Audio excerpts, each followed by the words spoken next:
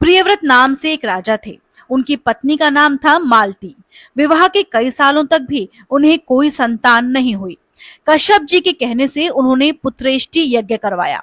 मुनि ने उन्हें चरु अर्थात यज्ञ के लिए पकाया गया मीठा अनाज खाने को दिया।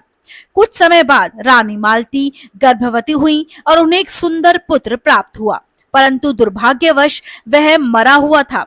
रानी मालती बेहोश हो गईं। राजा प्रियव्रत उस मृत बालक को लेकर नदी के किनारे गए। बालक को हृदय से चिपकाकर फूट फूट कर रोने लगे। तभी नदी से एक देवी प्रकट हुई। देवी को देखते ही राजा ने पुत्र के शव को एक तरफ रखा और देवी का पूजन शुरू कर दिया। देवी सूर्य की तरह तेज से चमक रही थी।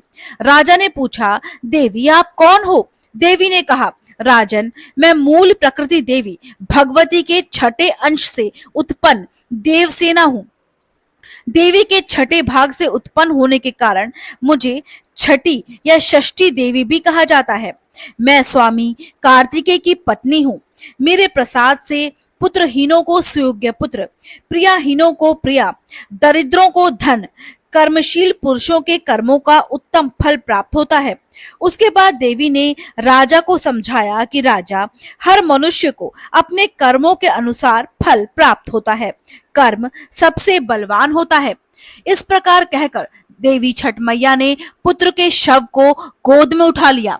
जैसे ही बालक गोदी में आया वह जीवित हो गया और हंसने लगा। देवी उस बालक को लेकर जाने लगी। तब राजा ने कहा, देवी, मैं सर्वत्र आपकी पूजा करवाऊंगा। प्रत्येक मास की षष्ठी तिथि के अवसर पर महोत्सव होगा।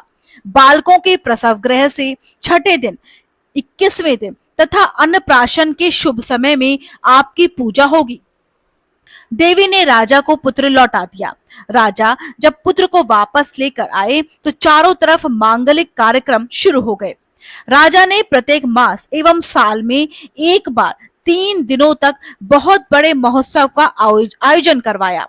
धूप, दीप, गंध, अनाज से बने हुए मीठे पकवान, फल, पुष्प, खाने की कई वस्तुएं देवी को अर्पित की गईं।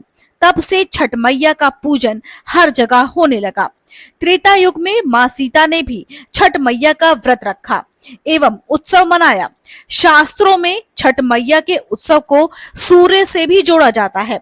सूर्य के उगने और अस्त होने को जीवन के उतार चढ़ाव से देखा जाता है और ऐसा माना जाता है कि छठ मैया जीवन के हर उतार चढ़ाव पर भक्तों की रक्षा करती हैं।